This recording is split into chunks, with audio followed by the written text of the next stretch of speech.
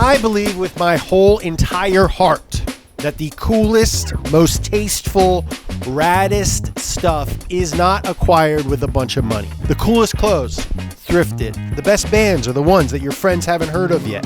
Restaurants are cooler before they blow up on Instagram, and cool neighborhoods are cheaper and cooler when they're still a little rough around the edges, when the rich people are too scared to let their kids live there. Now, I'm not saying that once something gets popular, it becomes uncool. I love a lot of very popular stuff, but it does become a little less special, and oftentimes a lot more expensive. Cars are the exact same way, but you can bypass a lack of funds if you know what you're looking for. Now, I'm not saying that every car on this list is a future classic. In fact, most of them are definitely not going to be worth a bunch of money ever. But what I am saying is that every car in this video is pretty cheap.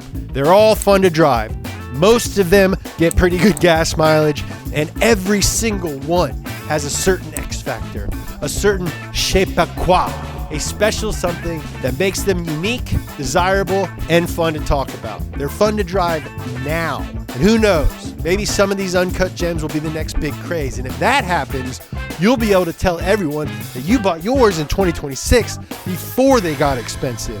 Starting with Mercedes ML SUVs. This car makes me want to get a puffer jacket and a pair of butters. Yerd. Luxury SUVs from the late 90s and early 2000s are the best bang for your buck value in the entire automotive world. Quote me on that. Back in the day, luxury car companies had a hunch that this new SUV market was gonna be a big deal. But they had never sold one, so they didn't have any real consumer data to know what people were gonna use them for. Did they want comfort, steez, road manners, or off-road capability? They had no idea. So these early SUVs from Mercedes, BMW, Audi, and Porsche are kinda just good at everything. We bought a first generation Cayenne and did a video throwing some thoughtful mods at it to highlight and take advantage of its off-road capabilities. And let me tell you, that thing bangs. I'm actually jealous that Zach gets to drive it every day.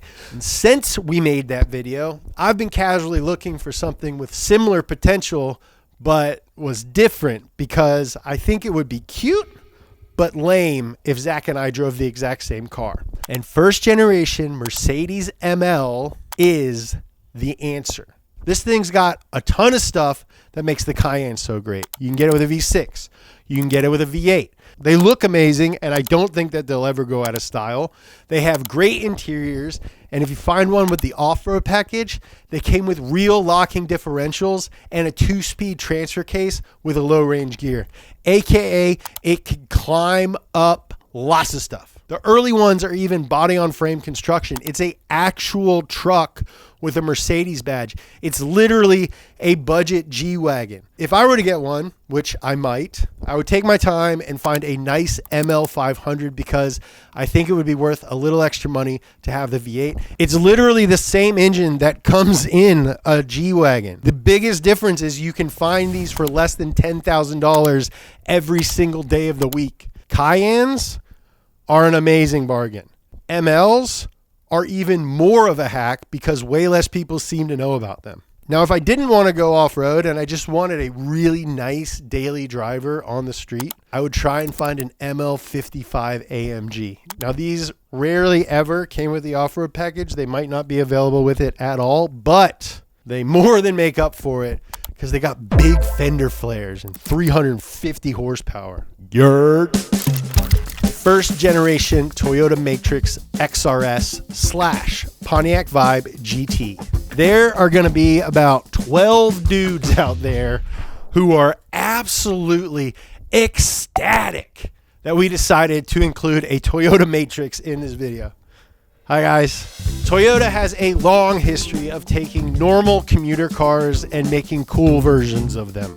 Corolla GTS, GR Yaris, but there is a weird shaped wagon thing from the early 2000s that a lot of people are not aware of. The Toyota Matrix XRS, which apparently means extreme rally sport. Extreme with an X, like a sour candy or a Capri Sun flavor. The Toyota Matrix XRS is basically Toyota taking a normal, practical hatchback thing and saying, what if we made it kind of spicy? Now, the first generation is the one that you want because it has the 2ZZGE engine, an aluminum block, dual overhead cam 4-cylinder with 16 valves and Toyota's VVTLI system, which basically gives the motor a second, more aggressive cam profile when you rev it out. It's like VTEC-ish. The result, about 180 horsepower at 7,600 RPM, which might not sound huge today, but if we're honest with ourselves, it is more than enough to have fun, especially when the thing redlines at over 8,000 RPM. It is a tiny, high revving motor that absolutely loves living at the top of the tack. It's like, hey, little tiny high revving motor, where do you want to live? I'm probably just going to end up living at the top of the tack. So that's where I've lived for years. We just really are happy at the top of the tack. And the 2ZZGE is the same engine that Lotus used in the Elise and the Exige, which should tell you something about how good it is. Toyota did not just stop at the engine. They gave the XRS, or is it pronounced X? They gave the XRS stiffer springs and dampers, thicker sway bars, 17-inch wheels, 4-wheel disc brakes, a helical limited slip differential, and a 6-speed transmission. Even the steering got the sporty treatment with firmer assist and quicker response. The steering in the XRS is heavier and more direct than a base Matrix. I've always thought that the Toyota Matrix was a very boring car with a very cool name. All I knew is that they had a 12-volt plug in them, so you could like use a blender, which they do. They are very cool and extremely affordable. There's a few of them on Marketplace in my city right now. A lot of them are like $5,000, and one of them is $1,500. But the owner says that, quote, rats chewed harness. So, yeah. And if you're watching this, but you're saying, you know what? I like this car, but I wish it looked more like a Pontiac Aztek. You are in luck because the Pontiac Vibe GT is the exact same car with slightly different bodywork, slightly more Aztec-y. Final gen, Lancer Ralliart. You want an Evo but don't have Evo money? You want an Evo but don't want to deal with the negative social connotations that may or may not come with having one? You want an Evo but don't want to smell like gas and have your fillings shaking out of your skull? Well, do I have a car for you. The final generation Mitsubishi Lancer Ralliart was essentially a middle ground between the standard Lancer, poo-poo boring, and the full-blown Lancer Evolution. Cool, but very popular and therefore expensive.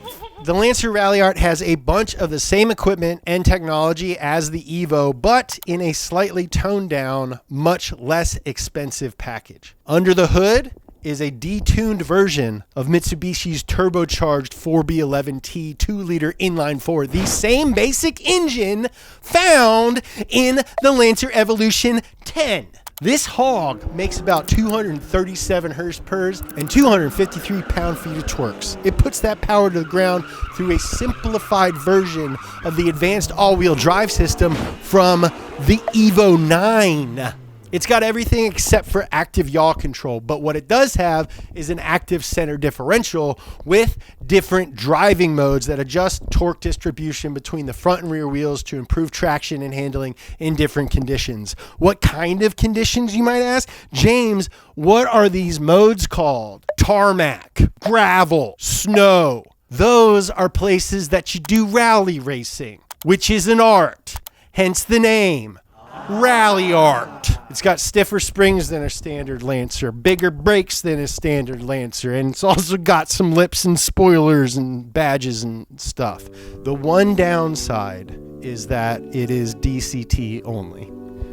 You cannot get it with a manual transmission. I know. Paddle shifters only. I know. Which I know is a bummer, but honestly, for some situations, automatics are totally acceptable and, dare I say, preferred.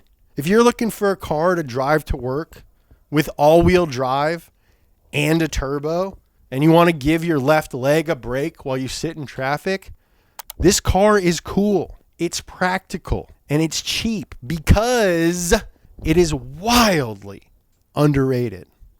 Again, part of being cool is being willing to admit that you think things are cool that other people might not be willing to admit are cool yet.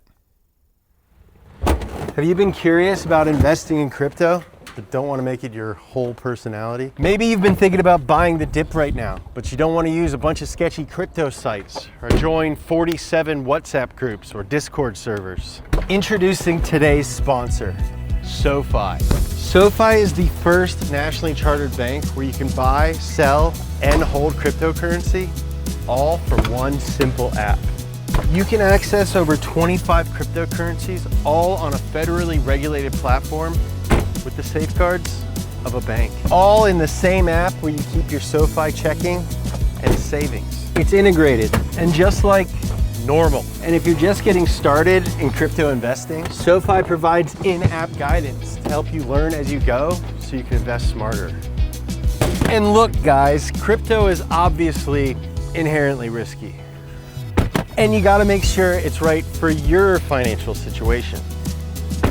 But if you wanna explore it without becoming annoying, go to SoFi.com/speed. They're giving away $100K a week to new members until the end of March. So click the link, claim your share. Now I gotta go finish cleaning goop out of this sunroof.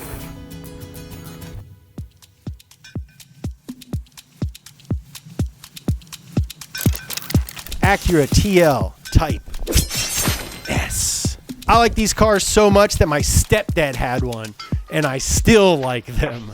I think these are so good looking. Just a nice, classy, luxury sports sedan from the tail end of the golden age of Honda. The Type S was the performance version of the TL, and it's powered by the J35A8 3.5 liter V6, a stout, extremely simple aluminum block single cam motor with VTEC that produced about 286 horse-pers and 256 pound-feet of twerks. A noticeable jump over the standard TL's 258 horsepower, which is nice because a lot of times car companies will just add letters and crap to the back of a car's name and it doesn't add any power. But this one adds kind of a lot. Hey, so what do all the letters on the back of your car mean? It means basically they glued a bunch of plastic and stuff all over it. Is that it? The thread on the seats is a different color too. That power went through the front wheels through either a 5-speed automatic with paddle shifters, which we've established are fine, or a close ratio 6-speed manual. And the manual version included a limited slip differential to manage torque and improve corner exit traction.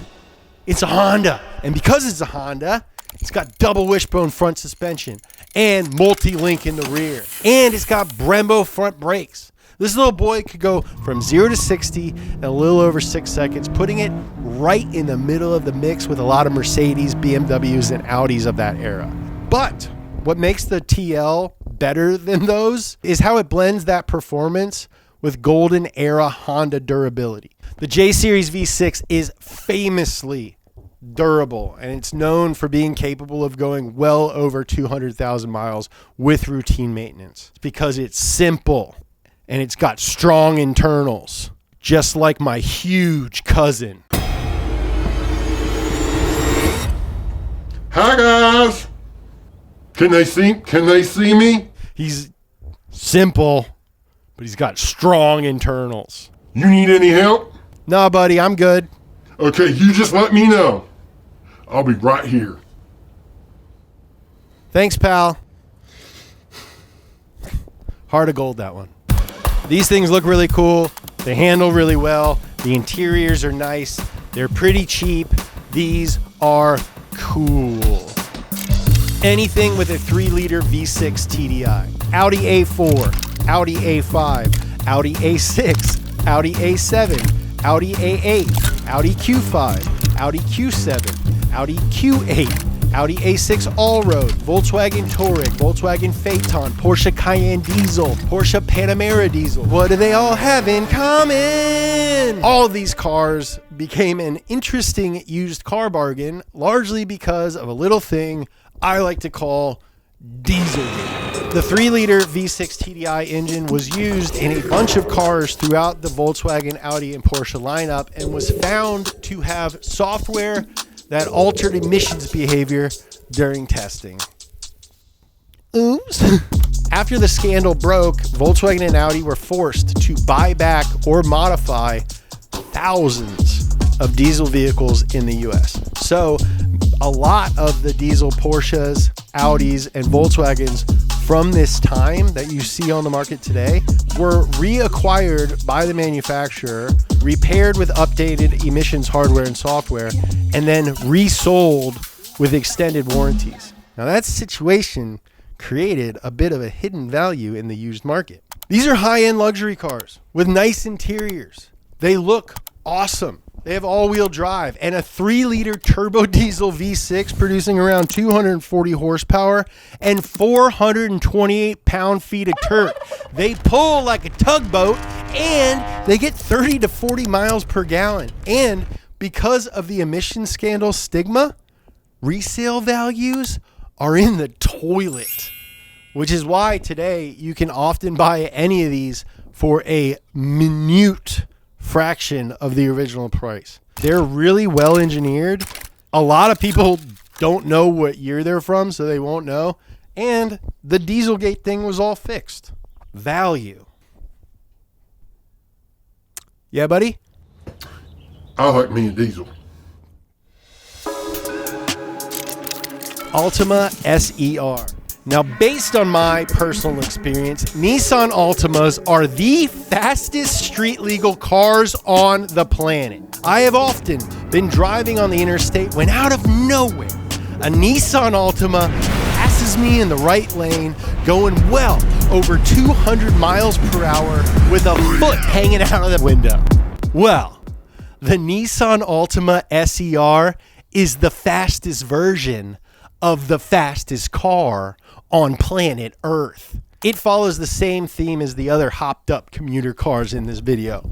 Bigger brakes, stiffer springs, more powerful engine. In this case, it is the VQ35DE, basically the same engine from the 350Z. The Altima version makes 260 horsepower, which is 20 less than the Z.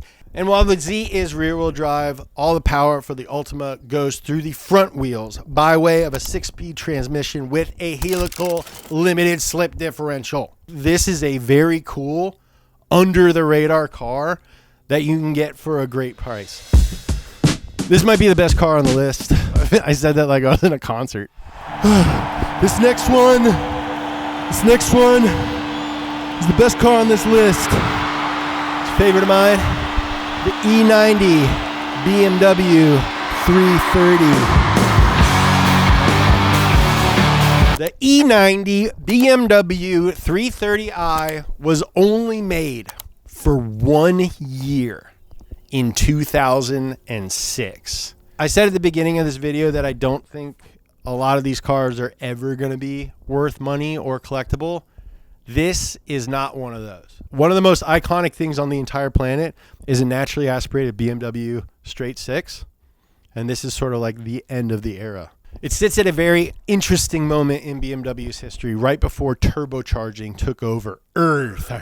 Under the hood is the N52 3-liter naturally aspirated inline six, an aluminum magnesium blocked engine with double Vanos variable valve timing and Valvetronic variable valve lift. That's basically double VTEC. It makes about 255 horsepower and 220 pound-feet of torque. And just like basically all BMW inline sixes, it's an awesome engine.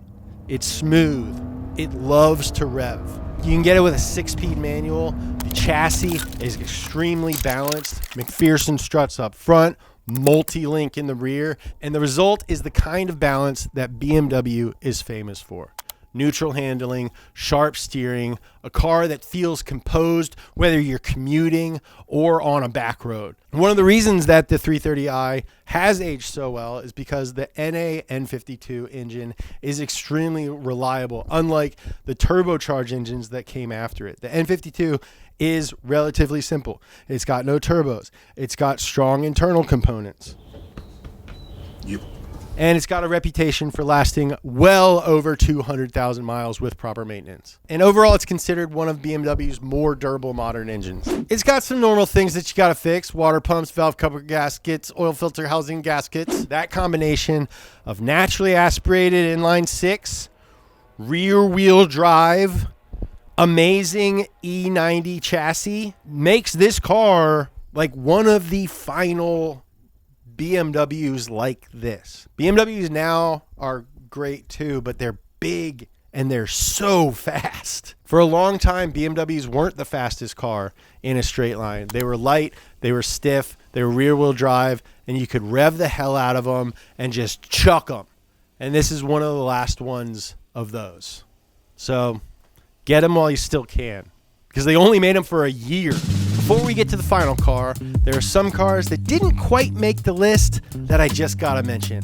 Honorably, Mark V Volkswagen, any of them, Jetta, Golf, GTI, B5 Passat wagon, 2nd gen BRZ/FRS, Nissan 370Z, Honda CRV, Mazda RX-8, Lexus LS400/430, T2 Touareg V8, early Macan Porsches. Now, if you want to hear me and the boys talk about those cars in more detail and maybe why they didn't make it on this list, you can check out our members only podcast, the Legion of Speed podcast. For more information on that, go to speed.co. The members only podcast is a great way to hear me and the other guys behind Speed talk about stuff we really think without the oppressive algorithm breathing down our necks. I bet you didn't see this one coming. I'll bet you didn't see this one coming. The BMW 330i is probably the best car on this list. This car is the most indie record store guy on this list. It's like, oh, you don't know what that is? Have you ever heard of an Oldsmobile Integra Type R? The Oldsmobile Achieva SCX. The Oldsmobile Achieva SCX is a deep-cut example of my favorite genre of automobile, the homologation special. What is homologation? Well, I'm glad you asked. Back in the day, in order to compete in certain racing series, manufacturers were required to produce a certain number of road-going versions of the cars that wanted to race. Thanks, pal. This gave us cars like the BMW M3, the Lancia Delta Integrale, and the Oldsmobile Achieva SCX, which is basically a forgotten GM Integra Type R.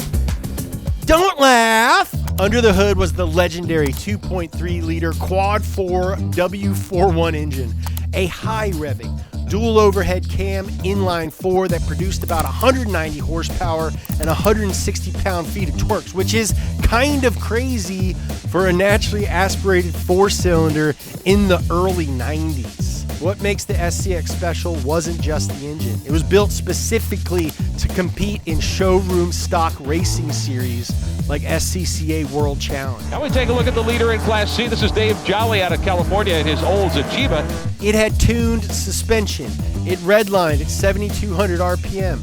It had aggressive gearing and distinctive body trim with W41 graphics on it so everyone knows what the name of the engine is. The Achieva platform won the SCCA World Challenge Touring Car Championship from 1992 to 1994. I've watched the Oldsmobile people over the last few years. You have to hand it to them. They've been winning a lot of races. It's a real race car. It's also very rare. They only made about 1,650 of them total, and a handful of them were ultra rare track focused versions that had no AC and an LSD. Deleting AC from a car and then selling it to you for more money is a thing that normally just Porsche and BMW do. Oldsmobile? Today, the Achieva SCX is remembered as one of GM's early 90s sleeper performance cars, a lightweight, front-wheel drive coupe with a high revving, kind of bonkers powerful for the time 4-cylinder engine, manual transmission, genuine motorsport roots that most people have either never heard of or totally forgotten about, which means they don't know about it, which means you might be able to score one. Listen, guys, I think that everyone deserves to drive a cool car. And with a little knowledge and a lot of digging, I think that just about anyone can. A lot of these cars are not easy to find. A lot of them were limited runs, special editions, specific trims, or even 1-year only models. But now that you know about them, the real fun begins. This is the hobby, the search. It's time to constantly have 12 different tabs open on your computer. Put feelers out on the group chat. Let all of your friends know that you're looking for something specific and be ready to jump on it when the opportunity pops up. And if you find something super cool and super special, post it on Instagram and tag me at James Pumphrey and I will share it. Or you can join our Discord because, guys, there are a lot of guys on there who like weird little stuff like this. A whole bunch. We've made a few curated car lists kind of like this on this channel, so if there isn't anything in this video that really resonated with you, go check those out. Let us know what other list you want to see. Me and the boys have incredible taste. We make videos about a bunch of stuff related to style, aesthetics, activities, so go give some of those a watch, and if you like them, please consider subscribing. All right, I love you.